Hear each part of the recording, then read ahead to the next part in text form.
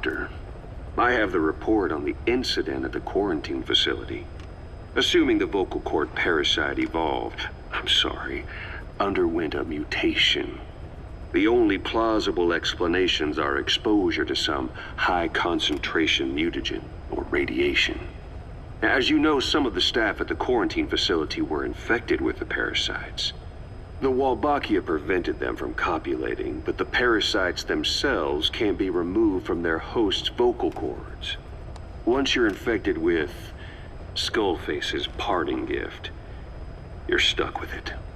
The researchers regularly used X-ray equipment to monitor the parasites in their throats. No problem there, they kept a close eye on the radiation doses. But that equipment didn't just give off X-rays. It was also emitting beta rays. Even though that's unnecessary for the scans. See, beta rays have far worse effects on DNA than X-rays. Meaning the only logical conclusion is that someone added in a beta ray emitter to trigger a mutation. Those beta rays leaked out from inside the equipment. Because the emitter was retrofitted, the shielding was inadequate. And the person who ordered and inspected the equipment was you, Doctor. That makes you the only person with the opportunity to install that emitter. So now you're saying I sabotaged medical equipment for some wild plan to make the vocal cord parasite kill everyone? Or maybe you thought it'd reveal a way to treat the parasite without using the Wolbachia. With that much to barter, I suppose some people would welcome even a pathetic cur like you. Just stop it! You'd have no shortage of buyers, but most would be happy with just the parasite. You wouldn't need to offer anything else. However, if that buyer already knew about the parasite, they'd also know that by itself, it's no longer the ultimate bargaining chip it once was. To sell to that buyer, you need to throw in a bonus. A way to one-up it. There's only one buyer who'd be after that. Emmerich, we record all communications on Mother Base. That includes radio transmissions to and from homemade devices. You've been in frequent contact with people in America. A private biotech company. A client of which is DARPA. And they are connected to Cypher. You made a deal with Cypher. You offered them a new parasite in exchange for your safety. This is the only place in the world where the vocal cord parasite still exists. And you used it as a testing ground.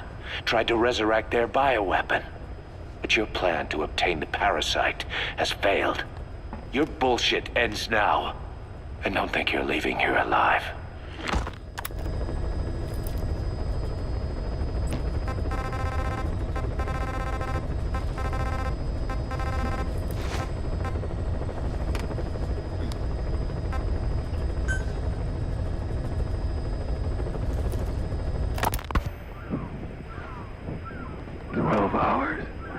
After exposure to the blood of a symptomatic colleague, I found myself making my way up the stairs to this room. And I am not alone.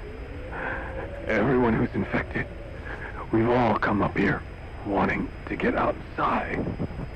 I know full well I mustn't leave, given the possibility I'm infected.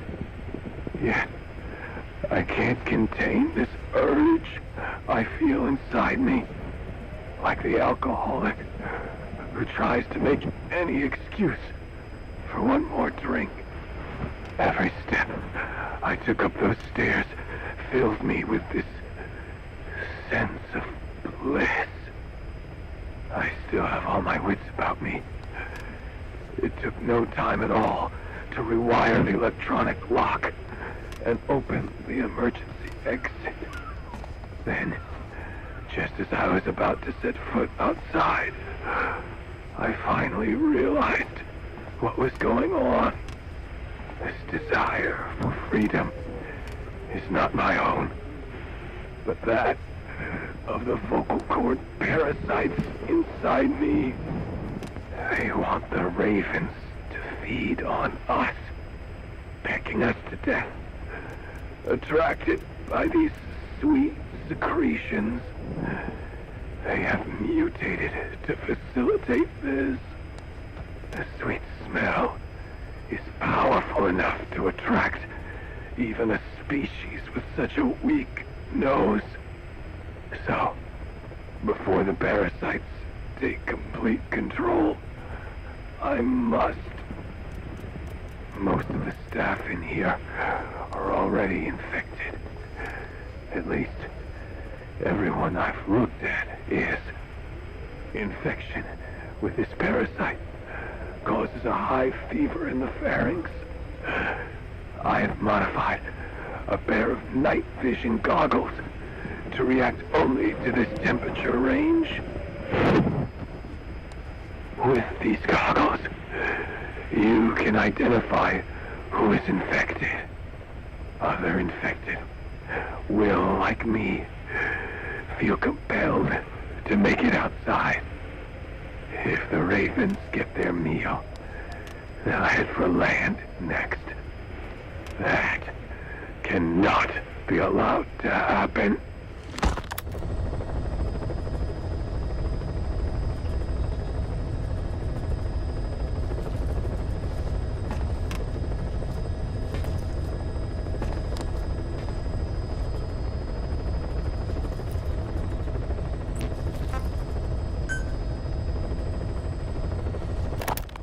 The whole idea of the vocal cord parasites was that they'd only copulate once exposed to a specific language over time. But the parasites infecting our men in the laboratory laid their eggs straight away. The larvae were eating their lung tissue almost immediately. What kind of mutation was it? Those who were infected and cured still carried the vocal cord parasites in their throats. They were still there, but the males had been rendered female by the Wolbachia, and copulation could not occur, so we thought. But it is the Wolbachia that mutated. Not the parasites? You remember I told you the Wolbachia attempts to maximize its number of female infected hosts? Yes, hence the male-to-female transformation. Precisely. But other Wolbachia strains use different methods. Cytoplasmic incompatibility, killing the males, and parthenogenesis. Parthenogenesis? Aphids? Aphids use that to reproduce via females only. Very good. The females lay their eggs without a male present, creating clones of themselves in explosive numbers. Parthenogenesis was originally a means for an organism to take maximum advantage of abundant resources by increasing its numbers.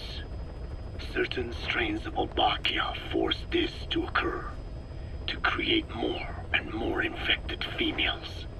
And that's why our men develop symptoms in the blink of an eye. Wolbachia causing parthenogenesis is common in parasitic wasps. Of course, the Wolbachia I introduced to you men did not have this characteristic, but I believe the mutation, whatever it was, caused it to force parthenogenesis in its host, the vocal cord parasites.